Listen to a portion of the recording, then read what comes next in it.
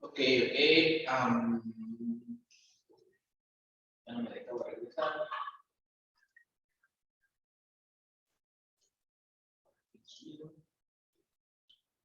Según mis cálculos, sí nos quedamos. Bueno, más bien, sí nos quedamos ahí.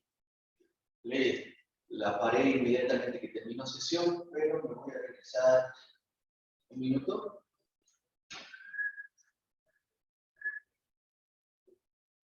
No menos. Me voy a quedar ahí. Creo que es más, chef. Estamos viendo, creo que la salchicha. La salchicha, ¿ves ahí? O sea, Sí. terminamos de esto, ¿no? No, íbamos ahí.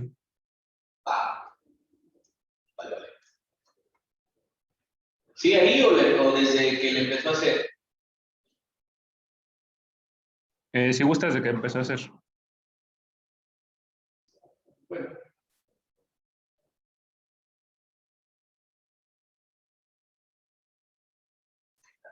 No, sí, más adelante, chef, si quiere. Eso ya lo vimos. Ahí dije que hacían las salchichas como nosotros, a esa velocidad. No, hombre. Tienes razón. No, es más, hasta ellos las hacen lentas. De hecho. Pero lo bueno que también las hacen naturales como nosotros. Afortunadamente. Ahí la dejo, ¿vale? Ahí nos vamos. Va pues.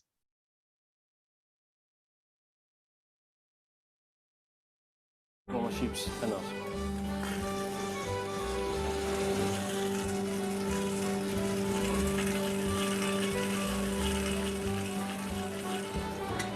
Which gives you one huge line of sausage, which you then make into lengths of sausage. These sausages are definitely fit for any king or queen.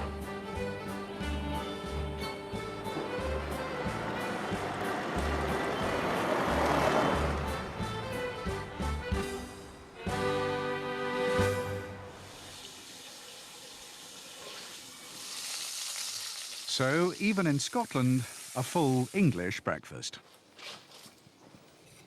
But even this choice doesn't satisfy all the royals. Prince Charles, he has a healthier option. He would have homemade bread, a bowl of fresh fruit juices, and wherever the prince goes in the world, the breakfast box goes with him. Is 6 different types of honey, some special muesli, his dried fruit, and anything that's a bit special that he's quite fussy about. 40 miles from Balmoral, in Aberdeen, the morning's catch is being unloaded.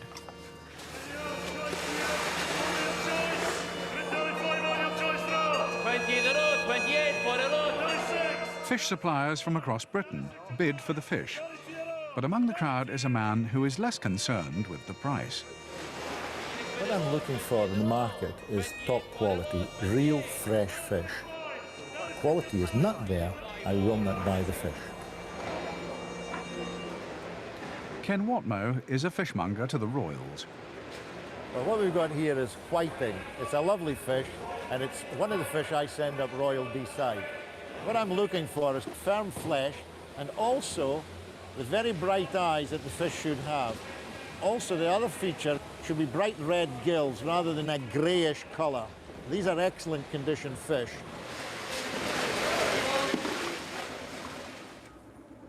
From his small shop in Aberdeen, Ken has supplied fish to Balmoral for 16 years.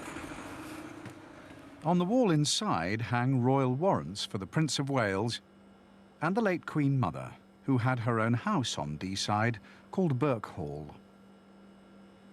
One of the favourite dishes of Her Majesty the Queen Mother was merlin en colère, and it's based on this fish, which is whiting.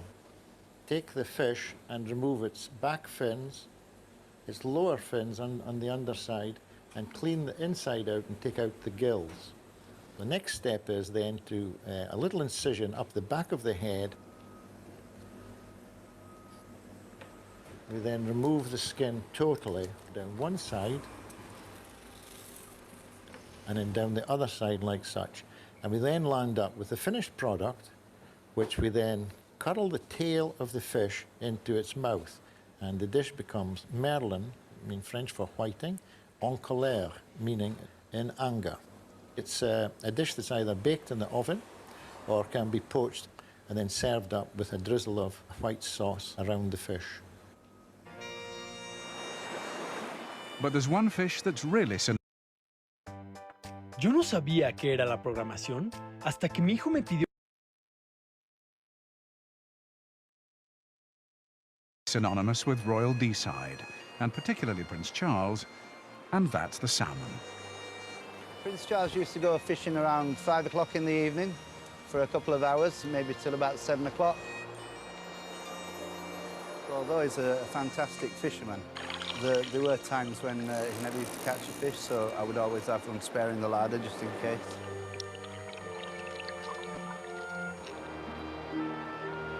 If Prince Charles was successful in catching a salmon, he used to bring it into the kitchen and we would discuss the method of cooking. With a salmon of such quality straight out of the river, I think it's best not to spoil it. Just plain poached with a nice sauce hollandaise, and that's fantastic.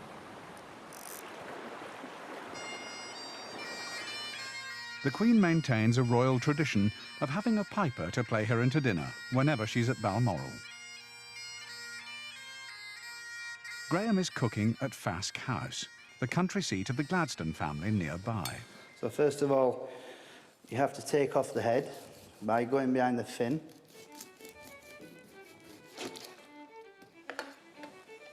Then lift up the belly, and you have to press your knife against the backbone. And with the sewing action, just take one side of the fillet off. It's very important to get these small pin bones out because you don't want anyone to get a bone stuck in the throat. The Queen Mother once had a problem with that. The next stage is to take the skin off. Just slide in your sharp knife underneath the flesh and press it all the way down against the skin. So it comes away nice and clean, just like that. I'll now portion it up. There we are. And now the best thing is, we've got to go and cook it. They have such an abundance of it that they restrict the amount of times they eat it each week. It used to be like the staff in the old days, they have it written into their contract that you'd only have to eat oysters and salmon twice a week because it was considered peasant food then, and now, of course, it's immensely expensive, particularly wild salmon. A little bit of salt, a couple of grinds of pepper. You have to make sure that the salmon's completely covered with the cooking liquor, and that will poach for between 7 and 10 minutes. The poaching liquor is dry white wine, water, and white wine vinegar with celery, leeks, carrots, and shallots. A bay leaf and peppercorns add flavour.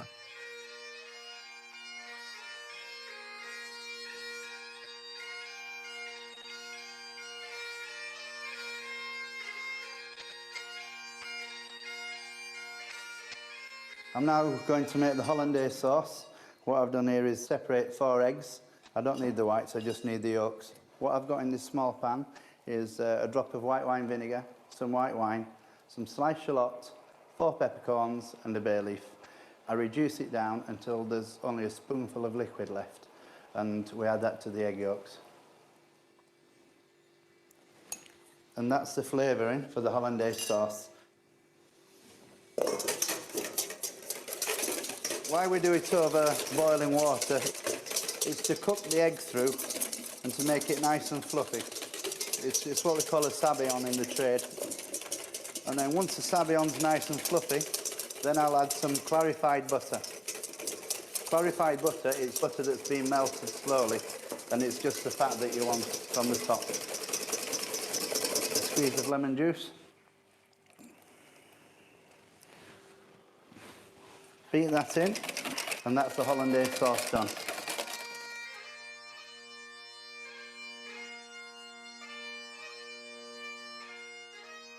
I'll show you how the royal family like the carrots. Take the carrots and lightly scrape them.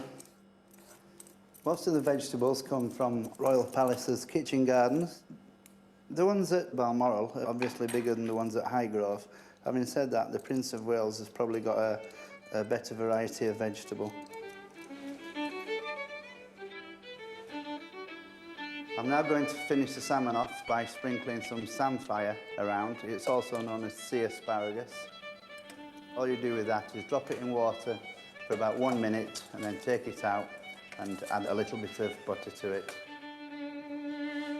So there we have poached fillet of salmon with hollandaise sauce. Cooked this dish many times for the royal family. I think they enjoy it especially when they're in Scotland. Scottish salmon, it's the best you can get.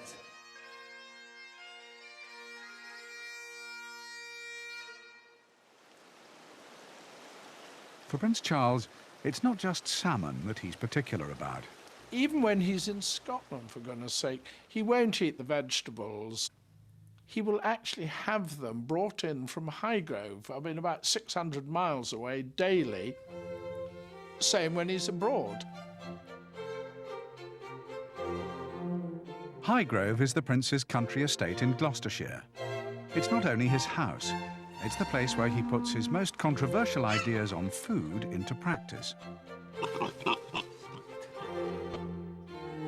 It's true, he does get a lot of pleasure in telling people that the food they're eating has come from the estate.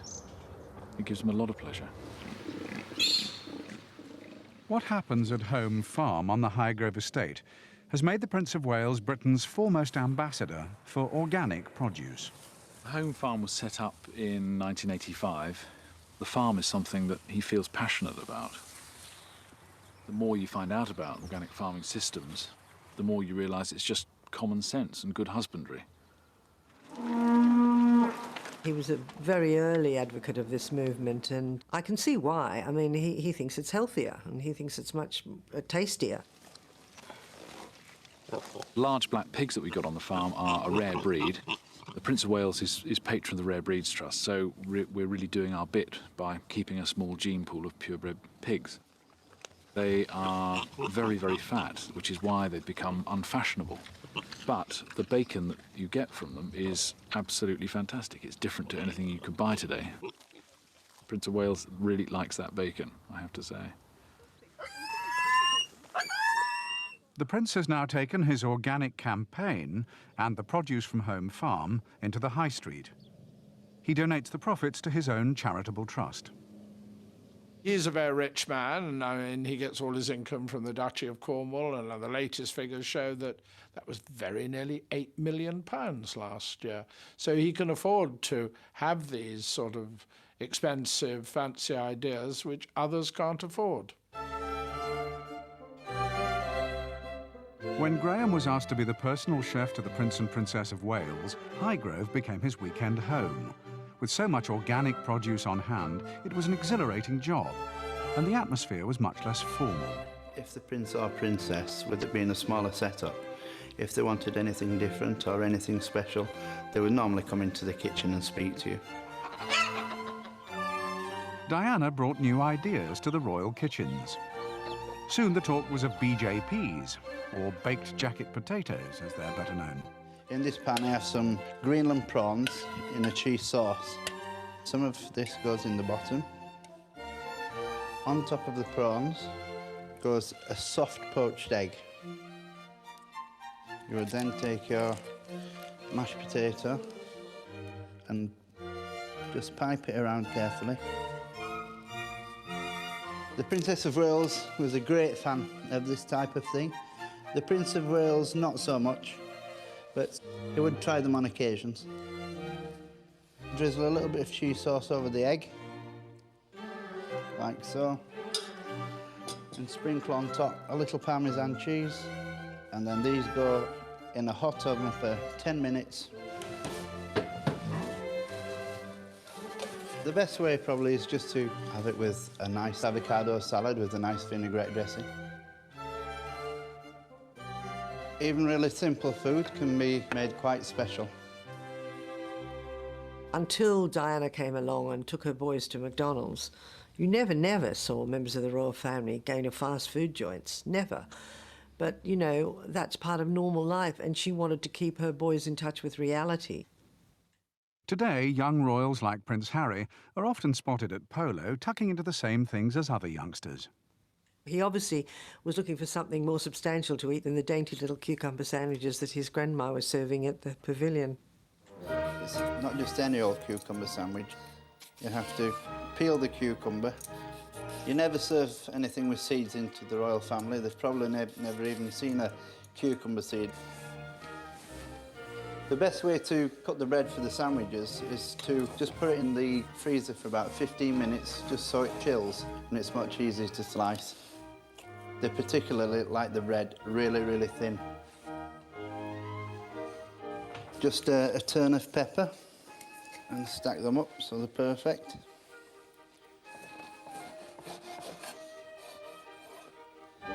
The royal family, when they're having square sandwiches, they always have the corners cut off. It's tradition, it goes back a long time. In the olden days, if you served anything to the monarch that had a point on it, it meant that you was trying to overthrow the throne, so they still do it with the sandwiches.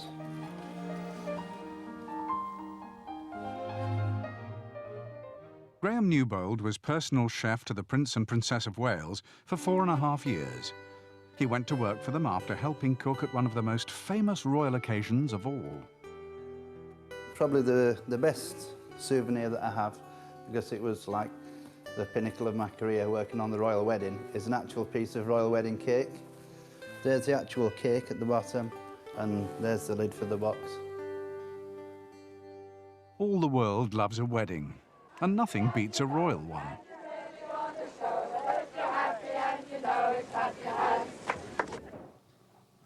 The wedding breakfast consisted of quenelles of brill with a lobster sauce. That was the first course. That was followed by breast of chicken, which was stuffed with the lamb mousse, with brioche breadcrumbs, a minted cream sauce, and samphire. While the royal family were leaving Buckingham Palace for St Paul's Cathedral, Graham and the rest of the kitchen crew had their minds firmly focused on the lobster sauce for the starter. There's no need to be scared of lobster, it's dead easy to do. Take the claws off first, and then take the head off. ¿Por qué ves?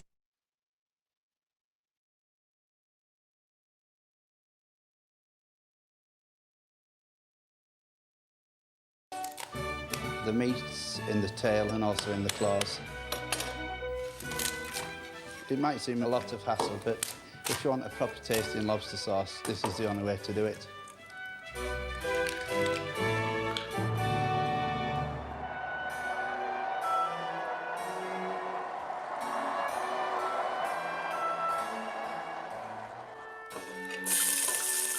Lobster sauce is the essence of luxury.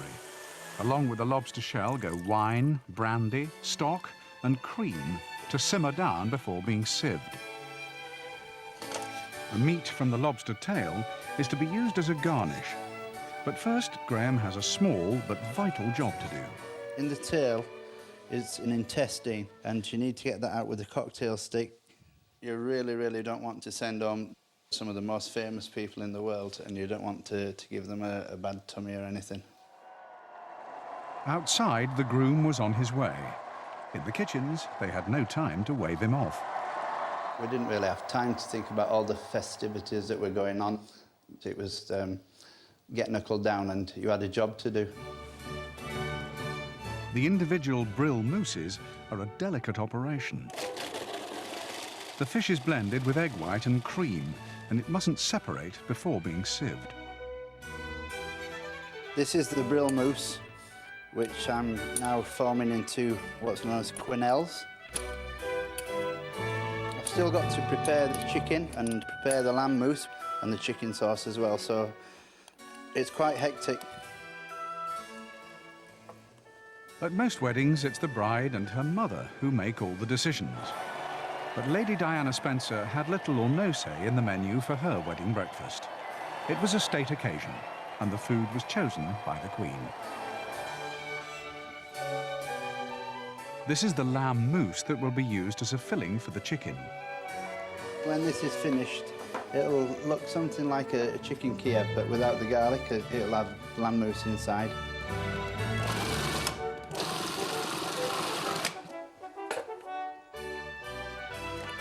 Ready?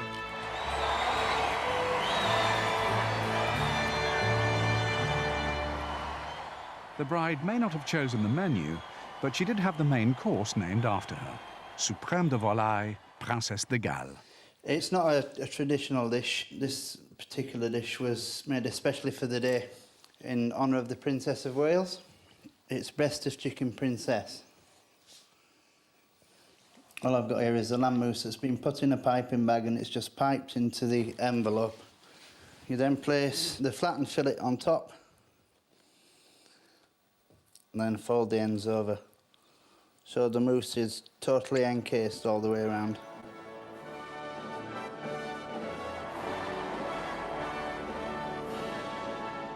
Hundreds of millions watched the service on television. 2,500 crammed into the cathedral. But only a lucky 120 would sit down to enjoy the wedding breakfast. The royal family use brioche for breadcrumbs, which is a fermented bun dough. It's very light.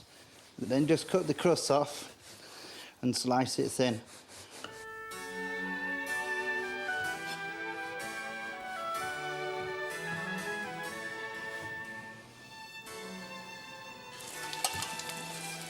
You can smell the sweetness of the brioche crumbs. I, Diana Francis, I, Diana Francis, take thee, Charles Philip Arthur George, take thee, Philip Charles Arthur George, to my wedded husband. When the blushing bride got the groom's name in a muddle, she won the hearts of a nation. This day forward, A mistake in the royal kitchens would only place added pressure on the chefs. If anything had been wrong, we would have had some more fish in reserve to start again. We would just have to panic a little bit and work a little bit faster. Here is the stuff of which fairy tales are made.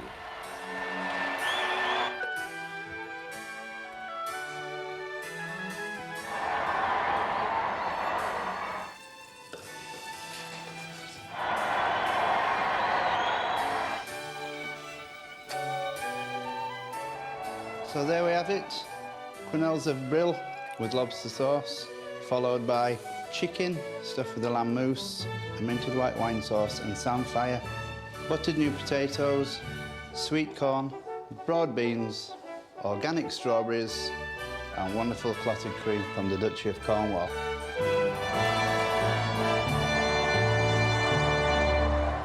I spent 6 years with the royal family, 2 years with the Queen and 4.5 years with the Prince and Princess. It's probably one of the best times of my life. It's a real honour to have served them.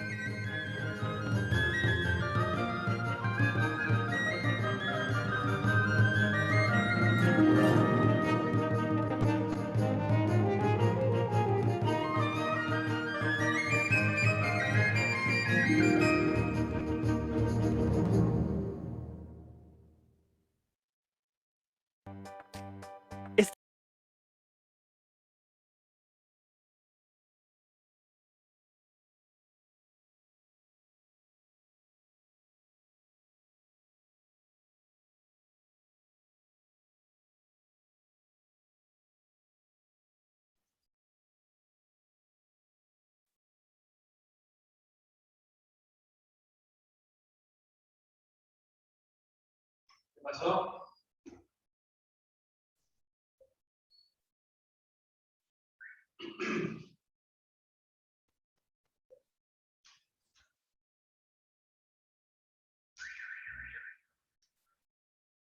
¿Cuál?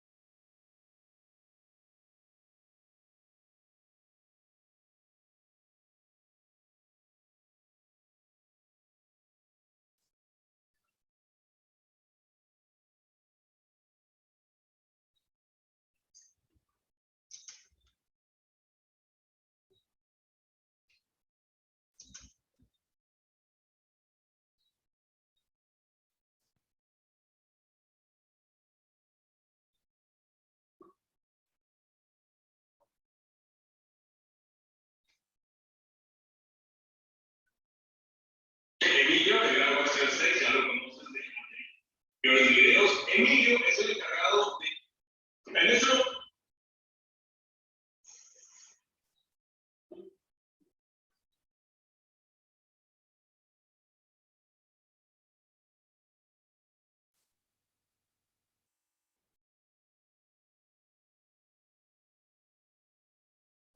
Les pongo el de Sal Valle, no sé si lo han visto.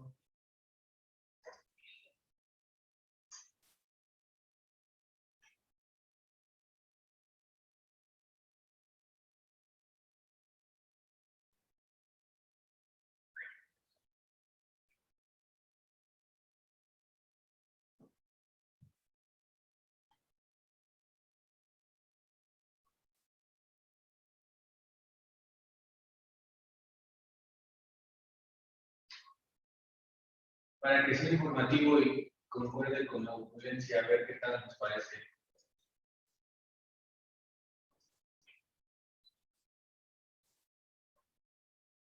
este momento me encuentro aquí en Miami, estoy con mi compadre Emilio de Grand Western Steaks, ya lo conoces de anteriores videos. Emilio es el encargado de siempre mandarme la mayoría de la carne que yo utilizo en los videos, más que un socio, más que un amigo, ya lo considero un hermano. Me trata muy bien, cualquier cosa que yo necesite, Emilio, por favor, mándame esto, mira, cabrito, yo sé que tú no manejas, pero un puerquito, lo que sea. Tanto que él me ha ayudado, bueno, le quiero devolver un poquito de toda su ayuda, no vayas a pensar mal, en el mejor sentido.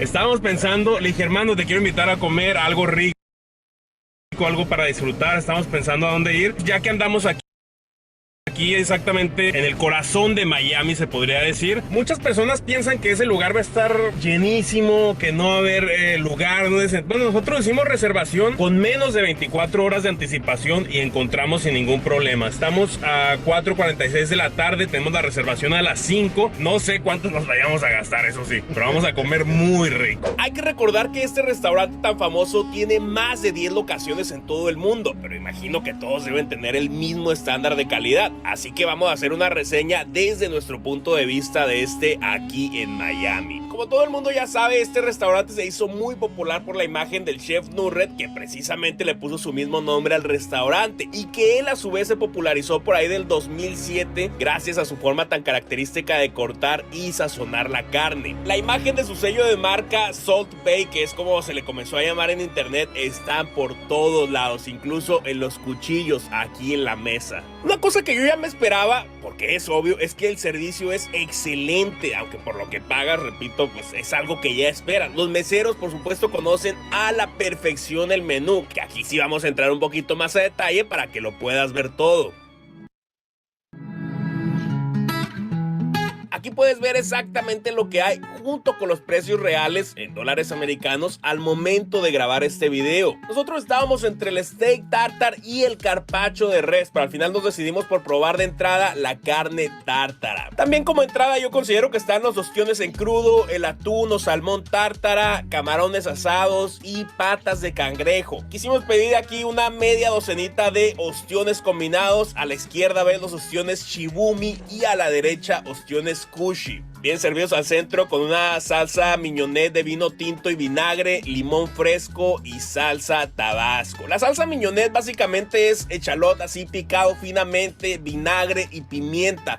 Es muy tradicional para acompañar ostiones frescos. A mí, por supuesto, que no me falte un toquecito de limón. Hay a quien le gusta también, a otros no, pero a mí me encanta la salsa tabasco. Esta es una de las entradas que yo siempre que me encuentre tengo que pedir, sobre todo tomándote una cervecita, que nosotros, por cierto, aunque la selección de vinos es vasta, nada más estuvimos pidiendo unos cócteles con tequila. Y como te dije, la entrada principal fue la carne tártara. Esto que ves aquí al centro es únicamente presentación o la entrada del chef que te prepara el plato aquí en la mesa. Es nitrógeno y agua caliente, un poquito de show, hombre, pero que también cuentan. Aquí Reinaldo nos comenta que esta es una porción de lomo wagyu, que ahorita voy a hablar un poquito más de ese tema, pero esto es lo que se le conoce como tenderloin, o en pocas palabras de donde se obtiene el filet mignon. Por si queda la duda, la carne está completamente cruda, así es como se prepara este plato. El primer paso para preparar esta carne tártara es picar la carne precisamente finamente hasta tener una textura cremosa. No es una, ni dos, ni tres pasada la que le da la carne con el cuchillo. Bastante bonito, por cierto. Como dijo, la textura debe de ser cremosa. Yo creo que este proceso que estás viendo lo hace unas 7, 8 veces. Y una vez que queda ahora así en su punto, comienzan los ingredientes. Es una cucharada de echalot picado, un puñito, una pizquita de alcaparras, cucharada de mostaza Dijon, cucharada de ketchup, pepinillos o baby pickles, igual picadito y para adentro. Toque nada más unas gotitas de salsa tabasco. Y aquí sí es donde no te voy a pedir, por favor, que me salga. No. Si le vamos a poner pimienta negra recién molida.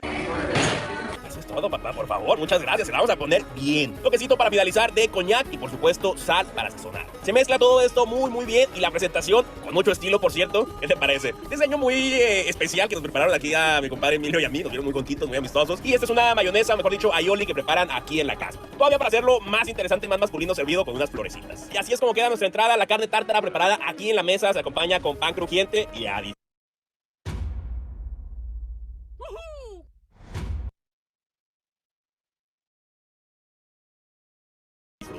Mi opinión es que como entradita pues está muy rico, no te va a volar la cabeza, no va a ser tu plato favorito, pero sí es rico. Ahora, sé que mucha gente tiene problema con comer la carne cruda, incluso muchos de los cortes que yo preparo aquí en el canal me lo dicen. No les gusta ver ese rojito al set, ese es un término que se le da a la carne, pero esta que estamos comiendo aquí está absolutamente cruda. Si tú eres algo delicada para comer, no te la recomiendo. Sabe rico, pero vas a estar pensando que a lo mejor te hace daño. De hecho, los expertos en la salud no recomiendan consumir carne así, pero si te la sirven es por algo. Sabemos que estos restaurantes manejan estándares de higiene muy altos y a menos de que tu cuerpo no esté acostumbrado o que simplemente seas parte de una estadística muy pequeña, pues ten la seguridad de que no te va a caer mal.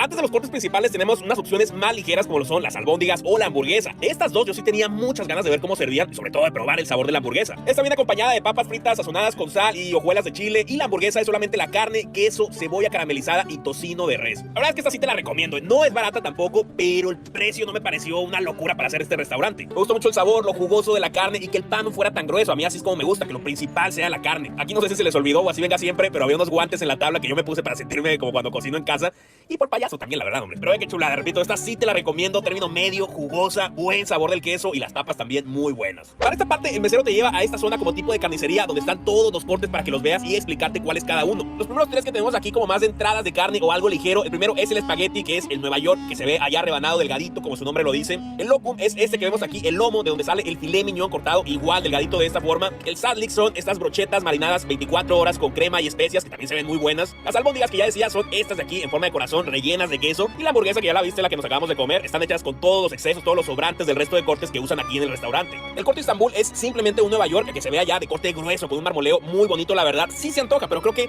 uno de la misma calidad o incluso mayor lo podríamos probar en muchos otros steakhouse. Lo mismo este que sigue, que es el ribeye de un corte grueso. Repito, se ve muy bien, pero estos incluso los hemos tenido en casa con Grand Western Steaks, simplemente que ellos aquí denominan toda su carne como wagyu de alto marmoleo. Lo que no te dicen es qué tipo de wagyu es. Si fuera japonés lo presumirían de entrada, pero yo estoy 90% seguro, 99% seguro que es nada más wagyu americano. Lo cual no está mal, les repito, se ve muy bien la carne, pero no hay más profundidad en el tema. Únicamente aclaran en el menú que 99% de su carne es wagyu.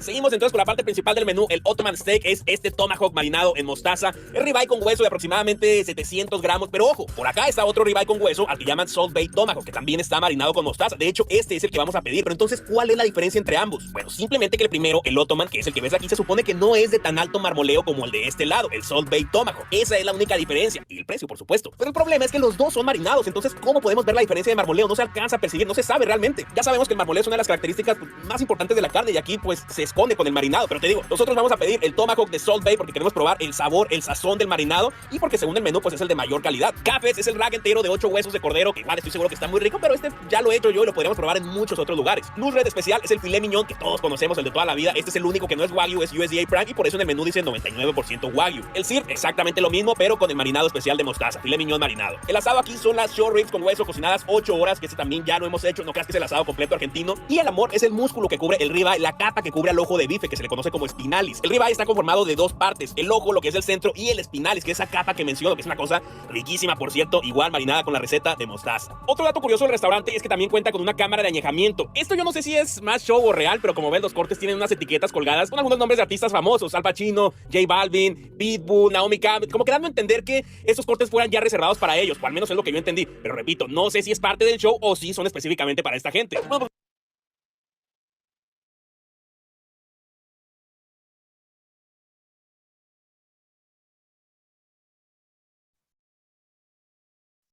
Ok, chicos, bueno, ya vi más o menos la hora. Igual la sesión está a punto de terminar. Y para irnos después del punto de la sesión, me van a hacer lo siguiente, ¿ok? Me van a subir a Academy una reseña de el video que vimos al inicio de la clase. ¿Ok? De igual manera, si por cuestiones del internet y demás, que se trabara, que no se diera, que cualquier circunstancia que pueda haber pasado, les dejo el enlace aquí, ¿ok? En el chat de Zoom. Entonces, por favor, repito, lo van a subir a Academy. Y ahí lo voy a ir calificando. ¿Ok? Ahí lo voy a ir revisando y justamente estoy abriendo la actividad en este momento.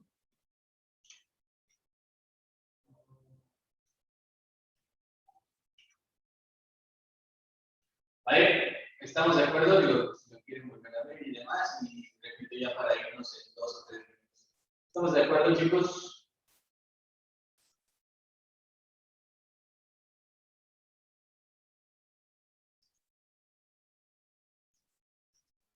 Sí, chef. Sí, chef.